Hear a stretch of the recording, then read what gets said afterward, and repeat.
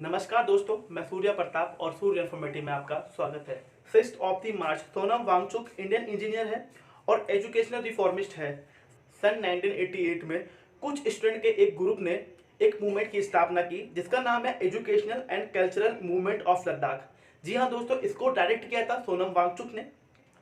इन्होंने लद्दाख के लिए बहुत सारे इनोवेटिव काम किए। ये सोलर हीटेड टेंट, जी हाँ दोस्तों, इस टेंट की खासियत ये है कि ये पूरे दिन भर की जो धूप होती है उससे हीट को ट्रैप कर लेता है और जो रात को जब वहाँ का टेम्परेचर -8 -15 होता है तो वहाँ पे उस गर्मी को बरकरार रखता है, जिससे वहाँ के जो जवान है, जो इंडियन आर्मी के सोल्जर है, वो आसानी से रह सकते हैं। और सोनम वांगचुक जी को समाज के योगदान के लिए प्रतिष्ठित संतोखाबा मानववादी पुरस्कार से सम्मानित भी किया गया है।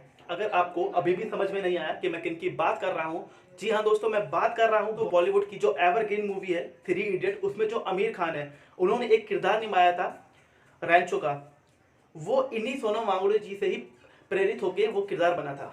ये बहुत ही बड़े लेजेंड है इंडिया के। तो अभी की बात ये है कि आज 19वां दिन हो चुका है इनको अनशन में बैठे।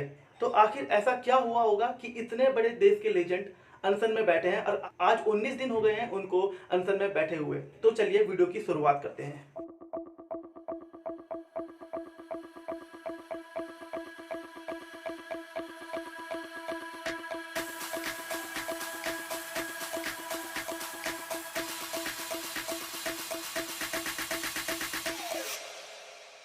31 अक्टूबर 2019 में जब जम्मू कश्मीर से धारा 370 को हटाया गया, जो जम्मू कश्मीर एक फुल स्टेट था उसको 2 हिस्सों में बांटा गया। जी हाँ, एक जम्मू कश्मीर और एक लद्दाख। तो लद्दाख के लोगों को ये धारा 370 हटने से कोई दिक्कत नहीं थी। उनको दिक्कत ये थी कि सरकार ने उनको 6th शेड्यूल में नहीं डाला, जबकि 2019 के लद्दाख मैनिफेस्टो में सरकार ने साफ साफ लद्दाख को 6th शेड्यूल में डालने की बात की थी। वैसे तो सोनम वांगचुक जी के इस अनशन के बहुत सारे मुद्दे हैं, बट मैं सबसे बड़े मुद्दे की बात करूंगा। आखिर क्या होगा 6th शेड्यूल में अगर लद्दाख को डाल दिया गया? अगर लद्दाख को 6th शेड्यूल में डाल दिया गया तो लद्दाख अपनी सरकार बना लेगी, जिससे वो अपने राज्य के लोगों की सुरक्षा कर पाएगा, अपने राज्य की इन्वायरमेंट की सुरक्षा को कर पाएगा। इसका साफ साफ मतलब होता है कि बाहर के जितने भी इंडस्ट्रिस्ट है वो लद्दाख में आके वहाँ के पेड़ नहीं काट पाएंगे, माइनिंग्स नहीं कर पाएंगे, वहाँ पे बड़े बड़े होटल्स, वहाँ पे बड़े बड़े इंडस्ट्री नहीं बना पाएंगे, लद्दाख को प्योर नेचर और ब्यूटीफुल एनवायरनमेंट से कचरे में नहीं बदल पाएंगे। यानी कि लद्दाख को अगर 6th शेड्यूल में डाल दिया गया तो देश के अरबपति को फायदा नहीं होने वाला। तो सोनम वांगचुक जी और लद्दाख की जो पूरी आबादी है, उनकी सरकार से सिर्फ एक ही डिमांड है कि हमारे इस एरिया को 6th शेड्यूल में डाल दिया जाए।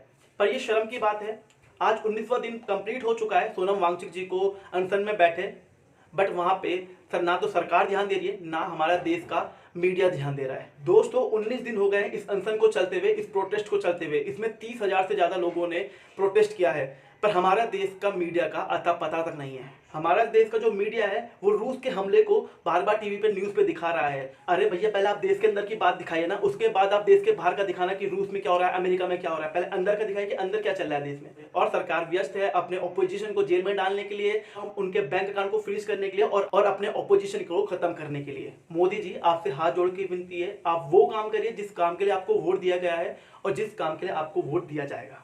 देश के पूरा एक एरिया धरने पे बैठा हुआ है 19 दिन से। हमारे देश का लेजेंड अनशन पे है।